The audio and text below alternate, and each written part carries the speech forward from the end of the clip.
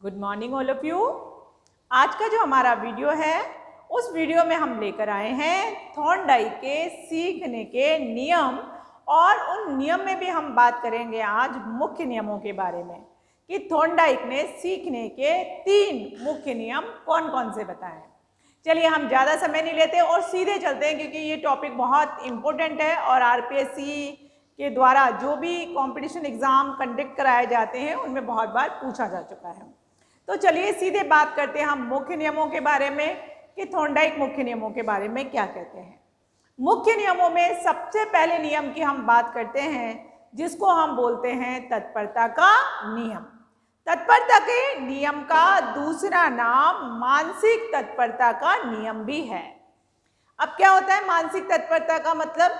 देखिए एक एग्जाम्पल है, उसको मैं जब भी वो कनेक्ट होता है कहीं तो मैं उसको लेकर आती हूँ। एग्जाम्पल है कि घोड़े को खींचकर तालाब की पाल पर तो ले जाया जा सकता है लेकिन उसे पानी पीने के लिए विवश नहीं किया जा सकता।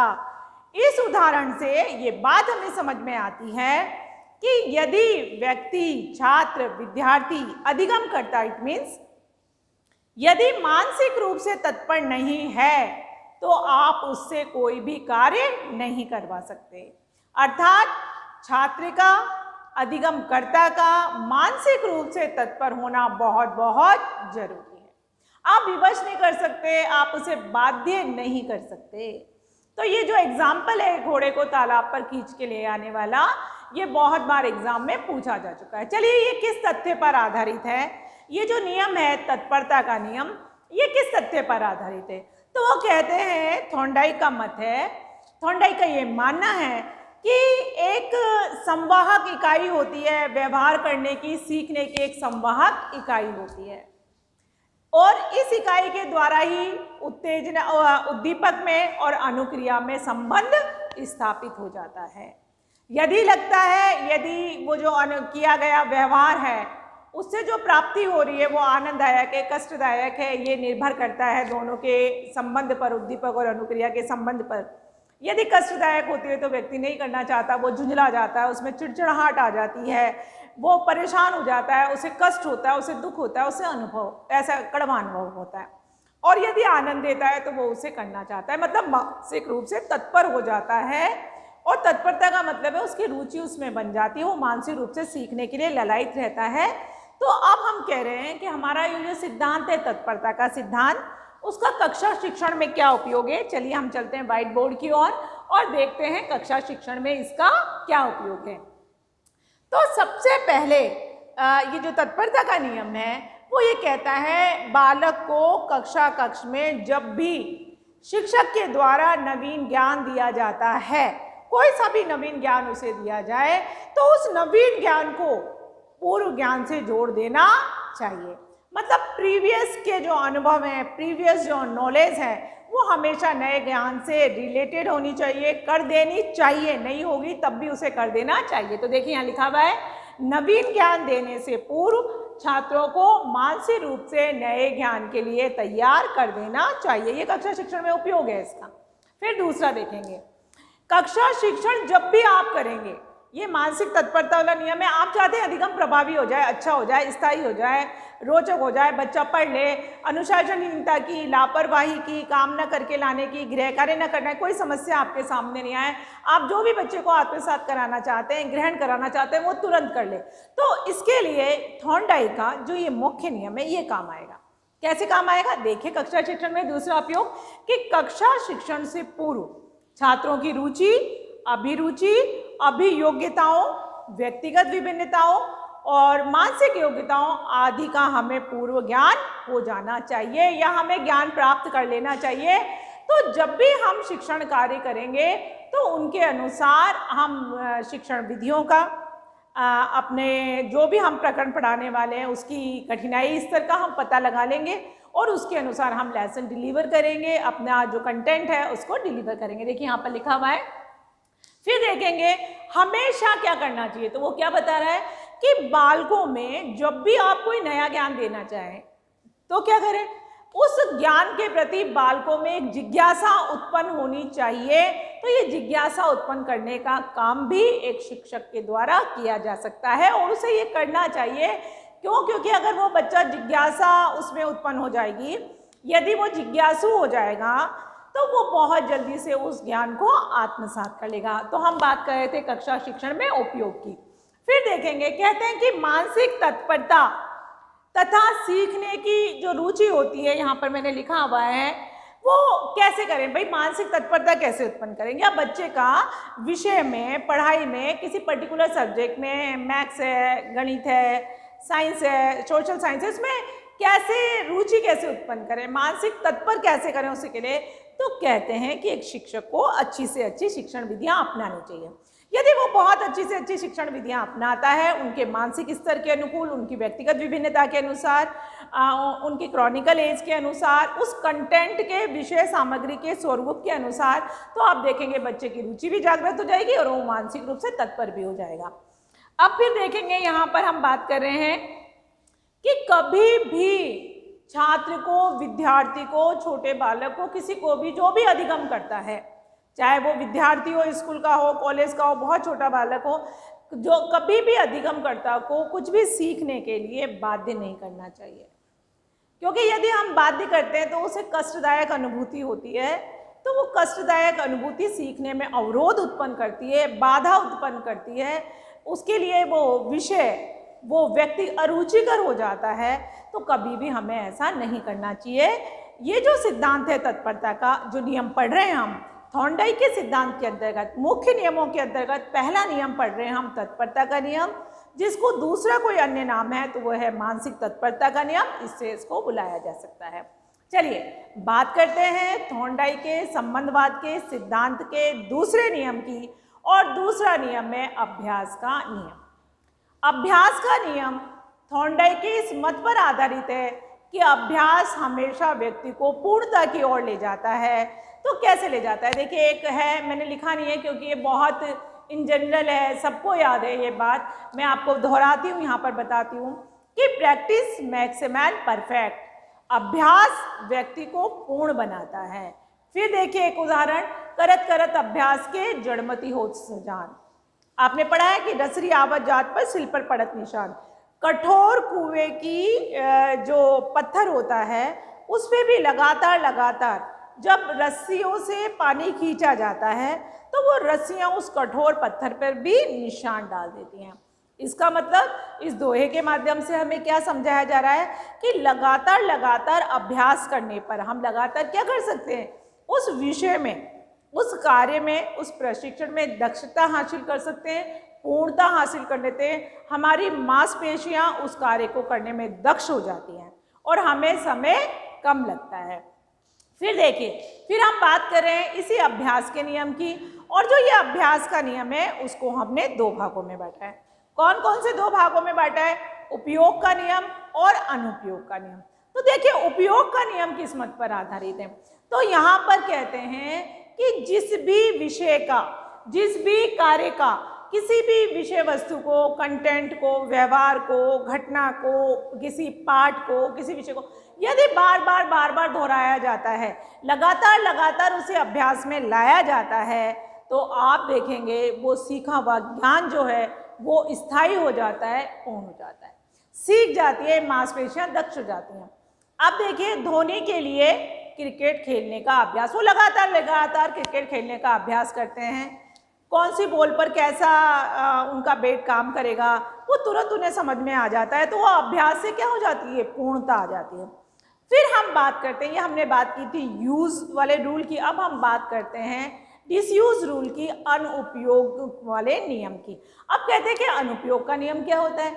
अनुपयोग का नियम है यदि किसी भी कार्य को, सीखे हुए ज्ञान को, प्राप्त अनुभव को, प्राप्त ज्ञान को यदि लंबे समय तक दोहराया नहीं जाता या बार नहीं दोहराया जाता, तो वो धीरे धीरे क्षीण हो जाता है, खत्म हो जाता है, हम उसे भूल जाते हैं, विस्मरण कर देते हैं हम उसे।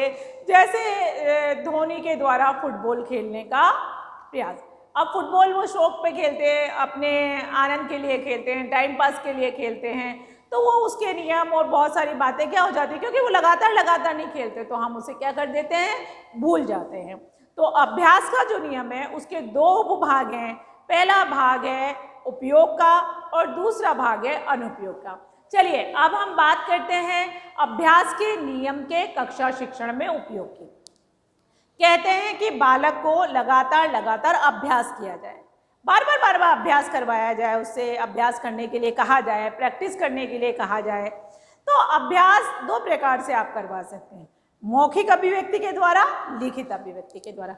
मौखिक अभिव्यक्ति के द्वारा यदि लगता है कि बच्चा उच्चारण गलत करता है, यदि बोलने में वो व्याकरण से संबंधित अशुद्धियाँ करता है, ग्रामेटिकल मिस्टेक करता है, तो आप बोल कर कोई विषय को, पाठ्य वस्तु को, कविता को क्या कर सकते हैं, आप प्रार्थना को, राष्ट्रगान को, राजगीत को कंठस्थ करा सकते हैं। फिर आप देखेंगे लिखा व्यक्ति किसी प्रश्न का उत्तर बड़ा है तो उसे वो लिख कर याद करता है।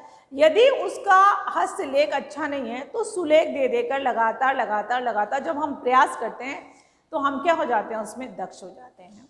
सूत्र हैं, फॉर्मूले हैं, साइंस की इक्वेशन है, मैथ्स के फॉर्मूले हैं, इतिहास की जो तिथियां हैं, इतिहास में जो घटनाक्रम होते हैं, युद्ध होती है, सभ्यता होती है, उत्पत्ति होती है, तो उनकी जो तिथियां होती है उसको लगातार यदि हम अभ्यास करते हैं, बार उन पाठों को दोहराते हैं, उन तिथियों को दोहराते हैं, घटनाओं को दोहराते हैं, तो आप देखेंगे हम उसमें पूर्णता प्राप्त कर लेते हैं। हमें बड़ी जल्दी से याद होता है कि 1787 प्लासी का युद्ध, खातोली का युद्ध कब था, हल्दी घाटी का युद्ध कब था, चीनी सभ्यता कब थी, मिश्र घाटी। तो आप भी देखेंगे ऐसे, फॉर एग्जाम्पल मैं आपको बता रही हूँ, तो आप यहाँ पर देखेंगे कि अभ्यास करके हम उसमें दक्षता प्राप्त कर लेते हैं। तो अभ्यास दो प्रकार से करा सकते हैं, मौखिक रूप से भी करा सकते हैं, लिखित रूप से भी करा सकते हैं। और अभ्यास करने के लिए व्यक्ति को हमेशा प्रयास करना चाहिए और शिक्षक को उसे अभिप्रेरित करना चाहिए। चलिए अब आते हैं हम थॉर्नडाइक के संबंधवाद के सिद्धांत के मुख्य नियमों में से तीसरे नियम पर, और तीसरा नियम है प्रभाव का नियम। जब हम बात करते हैं प्रभाव के नियम की तो हम बात करते हैं संतोष या असंतोष की। देखिए इन जनरल सामान्य सी बात है, जिस कार्य को करने से मुझे आनंद मिलता है, संतोष मिलता है, सुख मिलता है, उस काम को मैं वापस दोहराती हूँ। जिस काम से, जिस व्यवहार से, जिससे मुझे कष्ट मिलता है, दुख मिलता है, कड़वी अनुभूति होती है, मैं उसको भुला देना चाहती हूँ। तो अब आप देखेंगे प्रभाव का जो नियम है उसका दूसरा नाम संतोष या असंतोष का नियम है। ये सिद्धांत इस मत पर आधारित है, यहाँ पर लिखा हुआ है कि प्रभाव का जो नियम है वो किसी उद्दीपक और अनुक्रिया के संबंध पर आधारित होता है, और ये उद्दीपक और अनुक्रिया का जो संबंध है वो ही किसी उद्दीपक और अनुक्रिया का जो संबंध है वो कमजोर होगा या मजबूत होगा, वो उसी प्रभाव पर निर्भर करता है। उसका प्रभाव अगर अच्छा पड़ता है, प्लस पड़ता है, संतोष देने वाला होता है, तो उद्दीपक अनुक्रिया का संबंध मजबूत हो जाएगा। यदि वो पीड़ा देता है, कष्ट देता है, दुख होता है, तो उद्दीपक अनुक्रिया का संबंध कमजोर पड़ जाएगा। तो देखेंगे यहाँ पर प्रभाव का नियम इसी मत पर आधारित है कि जब भी किसी उद्दीपक अनुक्रिया का संबंध हो तो वो प्रभाव पर आधारित होता है। चलिए अब हम बात करते हैं कक्षा शिक्षण में प्रभाव के नियम की उपयोगिता की, कि क्या उपयोगिता है।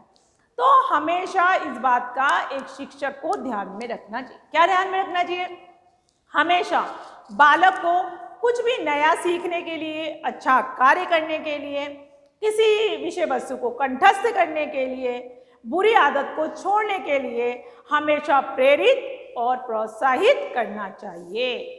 आप देखेंगे यहाँ दूसरा है, हमेशा व्यक्तिगत विभिन्नताओं का ध्यान रखकर ही शिक्षण विधियों का चयन करना चाहिए।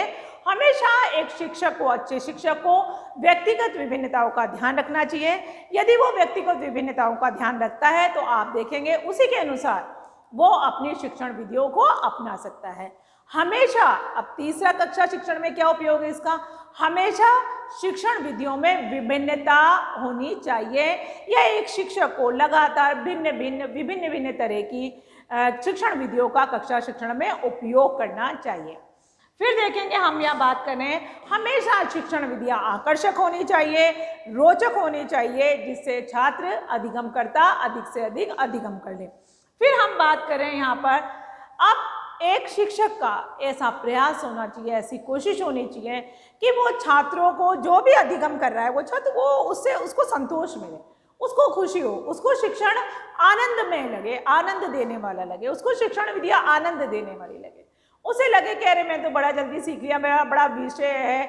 आपने कई बार देखा होगा, मैं बीच में आपको एक उदाहरण देती हूँ, कई बार बहुत से विद्यार्थी बहुत से विद्यालयों में किसी विशेष टीचर का, व्याख्याता का इंतज़ार करते हैं, उसकी प्रतीक्षा करते हैं। कहते हैं एक अच्छा टीचर वही माना जाता है बच्चा जिसकी कक्षा में प्रतीक्षा करे, अर्थात वो उस विषय को रुचिकर करके पढ़ाता है, उसका जो पढ़ाना होता है वो सरल सुगम्य सुबोध्य शिक्षण विधियों को अपनाता है, आनंददायक पढ़ाता है, ऑडियो विजुअल का उपयोग करता है, शिक्षण विधियाँ आकर्षक इस्तेमाल करता है, बच्चों को प्रेरित करता है, प्रोत्साहित करता है, मनोवैज्ञानिक विधियों को अपनाता है, स्व अनुशासन की ओर प्रेरित करता है। तो आप देखेंगे यहाँ पर छात्रों को संतोष अनुभव हो, ऐसा शिक्षण एक शिक्षक को करना चाहिए।